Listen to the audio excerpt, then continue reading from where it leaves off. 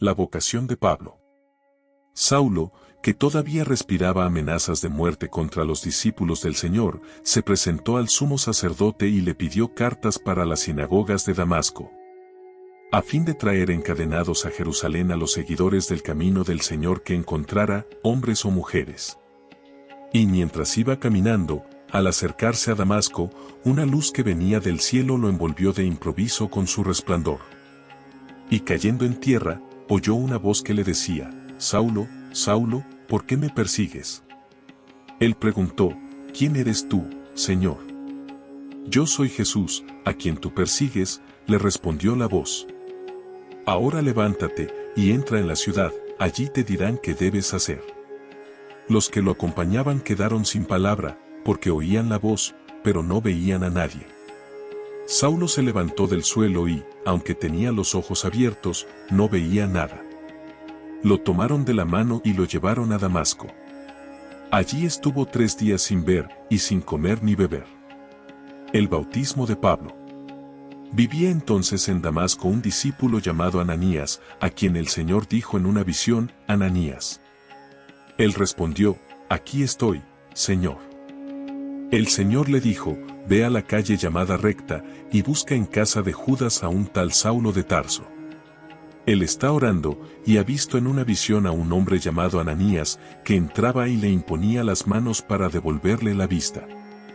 Ananías respondió: Señor, oí decir a muchos que este hombre hizo un gran daño a tus santos en Jerusalén.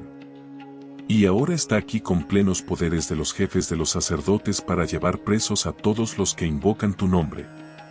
El Señor le respondió: Ve a buscarlo, porque es un instrumento elegido por mí para llevar mi nombre a todas las naciones, a los reyes y al pueblo de Israel. Yo le haré ver cuánto tendrá que padecer por mi nombre. Ananías fue a la casa, le impuso las manos y le dijo: Saulo, hermano mío, el Señor Jesús, el mismo que se te apareció en el camino, me envió a ti para que recobres la vista y quedes lleno del Espíritu Santo. En ese momento, cayeron de sus ojos una especie de escamas y recobró la vista. Se levantó y fue bautizado. Después comió algo y recobró sus fuerzas.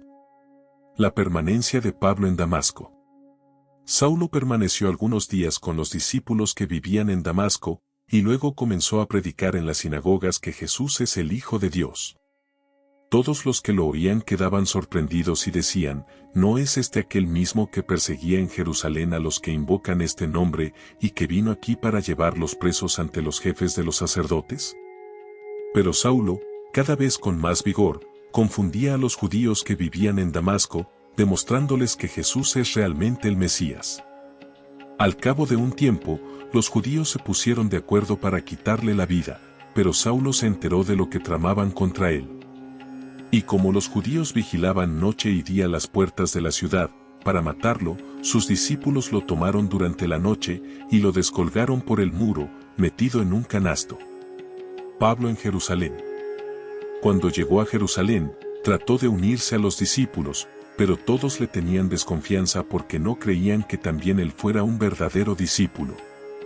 Entonces Bernabé, haciéndose cargo de él, lo llevó hasta donde se encontraban los apóstoles, y les contó en qué forma Saulo había visto al Señor en el camino, como le había hablado, y con cuánta valentía había predicado en Damasco en el nombre de Jesús. Desde ese momento, empezó a convivir con los discípulos en Jerusalén y predicaba decididamente en el nombre del Señor. Hablaba también con los judíos de lengua griega y discutía con ellos, pero estos tramaban su muerte.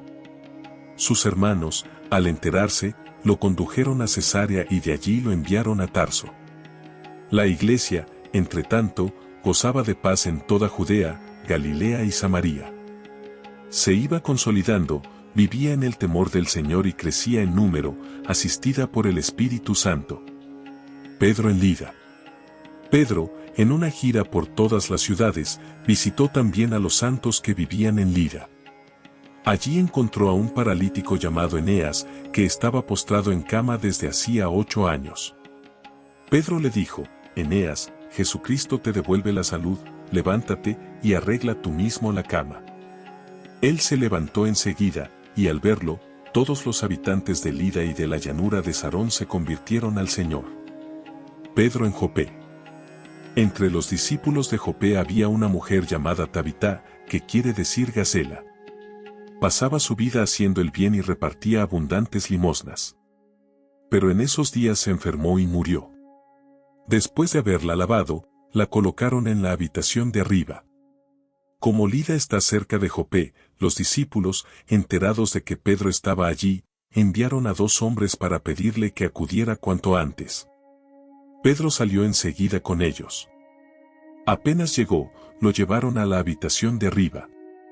Todas las viudas lo rodearon y, llorando, le mostraban las túnicas y los abrigos que les había hecho Tabita cuando vivía con ellas. Pedro hizo salir a todos afuera, se puso de rodillas y comenzó a orar. Volviéndose luego hacia el cadáver, dijo: Tabita, levántate. Ella abrió los ojos y, al ver a Pedro, se incorporó. Él la tomó de la mano y la hizo levantar. Llamó entonces a los hermanos y a las viudas, y se la devolvió con vida. La noticia se extendió por toda la ciudad de Jope, y muchos creyeron en el Señor. Pedro permaneció algún tiempo en Jope, en la casa de un curtidor llamado Simón. El centurión Cornelio. Había en Cesarea un hombre llamado Cornelio, centurión de la cohorte itálica. Era un hombre piadoso y temeroso de Dios, lo mismo que toda su familia, hacía abundantes limosnas al pueblo y oraba a Dios sin cesar. Este hombre tuvo una visión. Un día, cerca de las 3 de la tarde, vio claramente al ángel de Dios que entraba en su casa y le decía: Cornelio. Este lo miró lleno de temor, y le preguntó: ¿Qué quieres de mí, Señor? El ángel le dijo: tus oraciones y tus limosnas han llegado hasta Dios y Él se ha acordado de ti. Envía ahora algunos hombres a Jope en busca de Simón, llamado Pedro, que se hospeda en la casa de un tal Simón, un curtidor que vive a la orilla del mar. En cuanto el ángel se alejó, Cornelio llamó a 2 de sus servidores y a un soldado piadoso de los que estaban a sus órdenes. Después de haberles contado lo sucedido, los envió a Jope.